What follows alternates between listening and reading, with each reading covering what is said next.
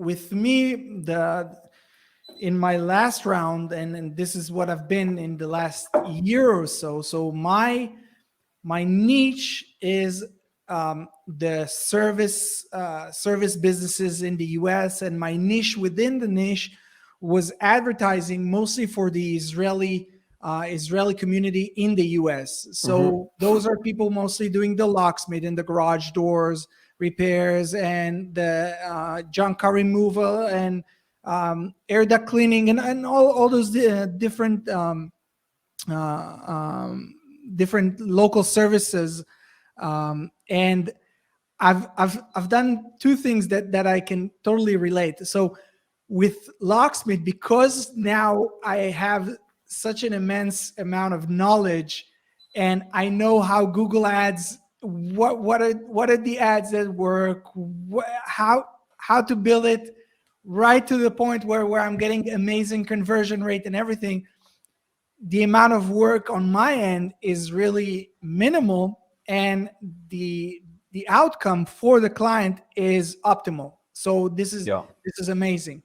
On the other hand, I've recently launched an online course for local ads. It's called Local Ads Mastery, and it's Google Ads course for local services. And in this case, I've been, struggling with the Facebook ads, and here I think that I'm maybe not specific enough, based just from this this conversation of us, because I think that maybe if this would have been, or if I targeted more specifically, I might be able to get better results, even though the course itself is for anyone in the services. And I have a roofer who recently finished the course and told me that right as he finished it, he got an amazing results. And same with someone from a garage door repair company. So, but I definitely agree with you on the fact that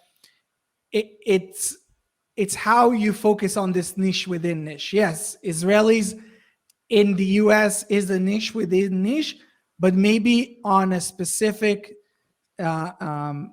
sector or a specific service, right? So if it was locksmiths in the US or Israeli locksmiths in the US, which is a super specific niche, I could have done way more job for much less time. So yeah, this is a very valid take. It's a little bit counterintuitive too, right? Because usually when we think about building a business, we have these dreams and hopes of building it really big and being really successful. So the first thought is I'm going to get as many of blank as I can. And it took me probably about 7 years of running an agency to realize even if somebody could give you every client in the world, 10-20% of them, you should just turn around and give right the fuck back, right? Because they're just not good fits. Either they're broke, they're high maintenance. Often those two things go together. They're not going to be a good fit. They don't value advertising. They don't know how to close on. They blame people. There's lots of reasons why somebody might not be a good fit. And so I remember, there's a guy who came into my mastermind, and I'm really, really proud of him, because, one of the things that we're teaching people is how to take your agency money and turn it into passive income money, so that you're building assets while you sleep, right? You literally wake up richer every day than you went to sleep if you do it right. And he's built his passive income to the point where he actually doesn't need his agency anymore. But when he first came to me, he had a promise that was for local businesses in his area, which is in Ohio. And the promise said something like, if you're a business owner, I can increase your profits. Now, on the surface, I understand where he's coming from, because he's trying to reach as many businesses as he can, and he wants to help them increase their business. But what ended up happening is, by thinking too broad, the promise had no teeth to it, because I'm a business owner and I don't even think he's talking to me, right? I'm a business. And what does that mean? I'm going to increase your profits, right? I found that even though you may get less hands, there's a hidden metric in this running an agency, because I'll show people who show me their ads and their numbers. And the hidden metric is, are the right people coming through your system? And there's no easy way to measure that by just looking at the raw numbers. And I'll give you an example where this comes up. I see people who are obsessed with the number of appointments they book. And we've actually gone completely, like, we don't do sales calls in our agency anymore. We close without the phone, just do it over text. But having said that, as somebody who's done a lot of phone calls over the years, nobody tells you that most of the phone calls are like people who are like 3 out of 10 about the idea of working with you. And they have this kind of folded arm, kind of like, all right, convince me, sell me this thing now, big boy. And a lot of times they're not even the right people to begin with, more often than not. And so, yes, you get to check, like, I got an appointment booked, but if they're the wrong people, like, what's the fucking point, right? Like, what's the point of having a 90-minute call with somebody who's not the right fit for what you're doing? And so in a lot of ways, if you get just 2 people to come through, you can be more productive than 40 if they're 2 of the right people and the 40 are all, you know, the wrong people for various reasons. And so one of the things that, you know, we're really big on is like, get more specific in your promise and it'll automatically get better. So like, for example, if I say, if you're a personal injury law firm with between 5 and 20 clients right now, we have a new way to take the leads you've already paid for and convert them into motor vehicle accident cases at an average of $6,000 a piece. That's a more powerful promise than, hey, if you're a business owner anywhere, I can make you some money.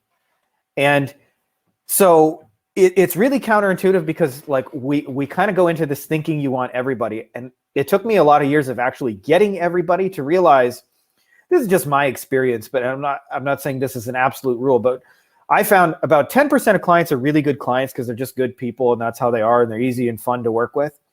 10% of people are bad clients and there's literally not a damn thing in the world you can do to make them happy. They will blame you no matter what happens. 80% of them will go based on the framework and the perceptions and the expectations you set. And most agencies don't know how to do that. So they tend to experience more bad clients. And what will happen is if you do that, is clients will leave every 3 to 4 months. And I experienced this for a lot of years. Or you sign people. There's nothing more infuriating, by the way, like when you do SEO and you promise somebody it's going to take them 8 months to rank, and at month 5 or 6 they quit, like right before their phone's about, like you've steadily improved them for 6 months, and now it's almost they're at the point, the rankings where the phone is going to ring, and they fire you.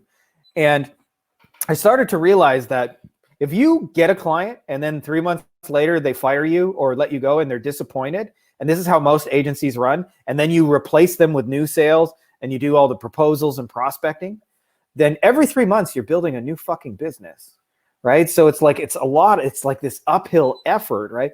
And one of the things that we've strived for is when you understand how important it is getting the right people, you can have, like my oldest client, I just messaged him this morning, has been with me since 2009. And I'll tell you, understand how, and I wish I could tell you most of my clients were like that. That's not the case, but life is a lot fucking easier when you start each month knowing the clients are there and that you have the systems and you have the processes and things in place. Your agency starts to build momentum because instead of like every 3 months you're rebuilding the thing, it starts like constantly inching forward. And so you see a much better benefit. And so much of that comes out of just being clear and specific in who you want. And there's a simple way of doing that. I usually just look at who's the worst couple of clients you ever had. Let's like intentionally push those people away. And who are the best clients you've ever had? How can we like make more of those people happen on purpose? And what you'll find is if you build an agency that's built around like the cool kind of clients that are like specific, they can pay you, they understand the value, it benefits them, it makes sense for them to pay a long time. And that's a whole other thing, is like not everybody's optimized to capitalize on your solution. Like for example, one of the offers we're doing right now involves like a shitload of retargeting and helping them close the leads they've already spent years paying for. Well, it doesn't make sense if they haven't spent years paying for leads, right? So it makes much more sense if they're already spending money on a business or on leads and things like that. And so when you get like super hyper narrow and specific, you end up with like better quality clients out of the thing. And most people don't realize when you do this, who's choosing the clients? Like usually in the beginning, I used to always feel like clients chose me. It was a privilege. Like I will be your SEO guy. Thank you so much. But now that I'm really calling out, if you're a dear personal injury lawyer, if you're between this and this and you do this, then I have a really cool new thing for you.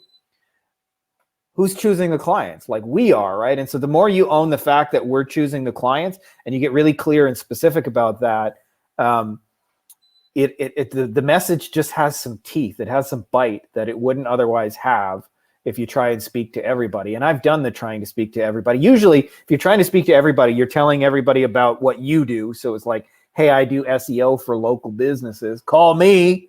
And that's any local business. But of course, there's only like 12,000 other people saying the exact same thing, and it's hard to stand out.